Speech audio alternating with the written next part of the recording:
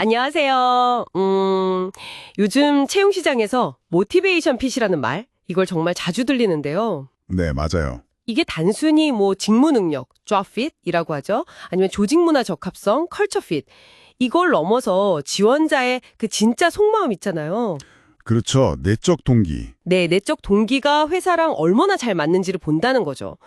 오늘 네이버 블로그 글들을 좀 보면서 2025년 채용 트렌드의 핵심이 될 거라는 이 개념을 한번 파헤쳐 보려고 합니다. 네, 좋습니다. 이게 왜 중요해졌는지, 그리고 특히 지금 커리어를 고민하고 계실 당신에게 어떤 의미가 있는지 그 핵심을 알아보는 게 오늘 저의 목표입니다. 네, 그 채용 기준이 계속 변해왔잖아요.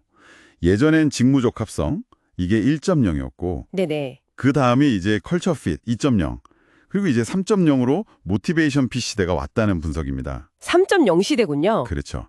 기업 입장에서 보면 단순히 스펙 좋은 사람 아니면 뭐 그냥 우리랑 잘 어울릴 것 같은 사람, 이걸 넘어서 왜 여기서 일하고 싶은가, 이 근본적인 질문에 자기 답을 가진 사람을 찾고 싶어 하는 거예요. 그래야 입사 후에 뭐 직무 몰입도나 조직 몰입, 또 장기적인 기여 가능성 이런 걸 훨씬 높게 보는 거죠. 하긴 아무리 능력이 뛰어나도 뭐랄까 동기 자체가 회사랑 좀 안 맞으면 서로 힘들어질 수 있겠네요. 맞습니다. 블로그 글에서 보니까 이걸 창업에 비유하던데요.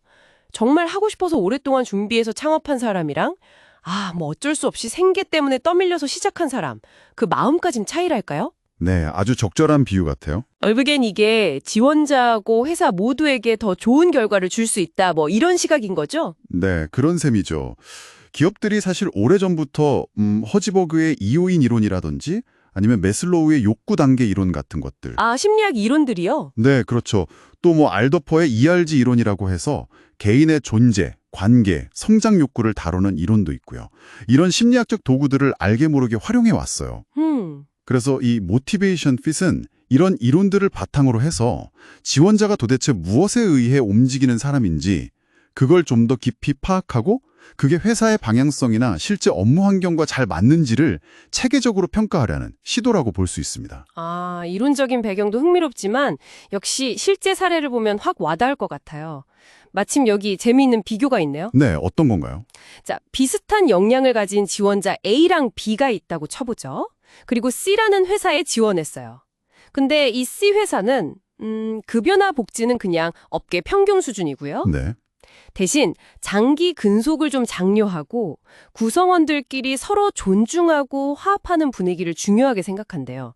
그리고 여러 분야를 경험하면서 성장하는 그런 제너럴리스트를 선호하고요.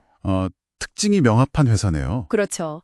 자, 그런데 지원자 A는 안정적인 삶을 중요하게 생각해요. 그래서 안정적인 급여나 복지가 중요하고 동료들이랑 협력하는 분위기 좋아하고 다양한 업무 배우면서 오래 일하고 싶어 하고요. 네, A는 안정과 협력, 성장을 중시하는군요. 반면에 지원자 B는 인정받고 싶은 욕구가 아주 강해요.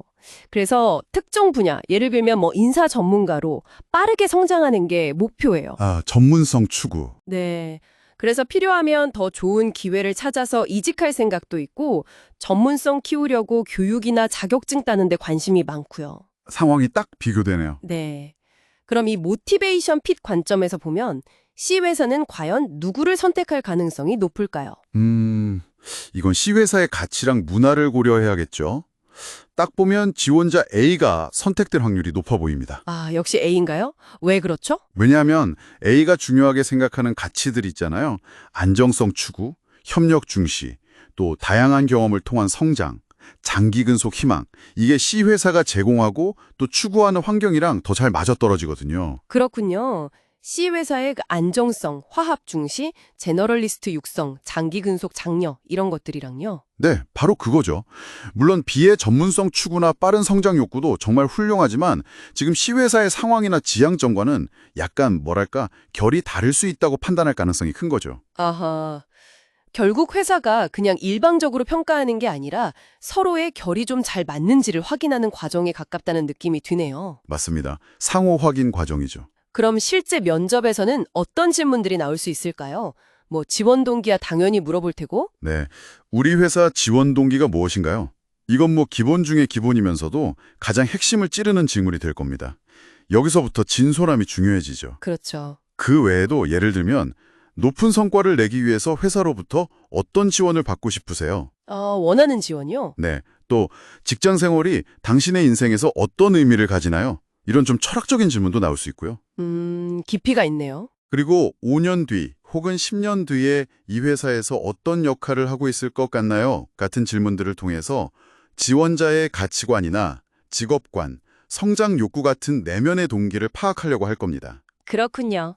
자, 그럼 이제 오늘 이야기를 좀 정리해 볼 시간이 된 것 같습니다. 오늘 쭉 얘기 나눈 것처럼 앞으로 취업이나 이직 준비하실 때는요, 단순히 그냥 회사가 듣고 싶어 할 만한 말을 막 꾸며내는 것, 그 이상이 필요해 보입니다. 네, 정말 그렇습니다. 무엇보다 당신의 진짜 욕구, 진짜 동기가 뭔지 스스로 깊이 고민해보고 그걸 솔직하고 명확하게 전달하는 능력이 중요해지는 거죠. 맞아요. 겉으로 보이는 화려함보다는 정말 당신만의 강점과 열정이 담긴 진솔한 이야기가 힘을 갖는 시대가 온 것 같아요. 네, 기업의 요구에 나를 맞추려고만 하기보다는 내가 중요하게 생각하는 가치관, 내 목표가 뭔지를 먼저 이해하는 게 출발점이 되어야 한다는 말씀이시죠. 정확합니다. 채용 트렌드라는 건 물론 계속 변할 수 있겠지만 이 모티베이션 핏이라는 개념 자체는 뭐랄까 개인이든 기업이든 서로에게 더 나은 선택을 하기 위한 아주 중요한 고민거리를 던져주고 있다고 생각해요. 네, 오늘 모티베이션 핏에 대해 깊이 알아봤는데요. 마지막으로 당신께 질문 하나 던지면서 마무리할까 합니다. 네. 단순히 특정 회사에 적합한 맞는 인재가 되는 것을 넘어서서요. 당신의 진정한 동기와 가치를 이해하는 것이 지금의 이런 채용 트렌드를 떠나서 당신 스스로가 정의하는 만족스러운 커리어를 만들어가는데 과연 어떤 영향을 미칠 수 있을까요? 한번 차분히 생각해 보시면 좋겠습니다.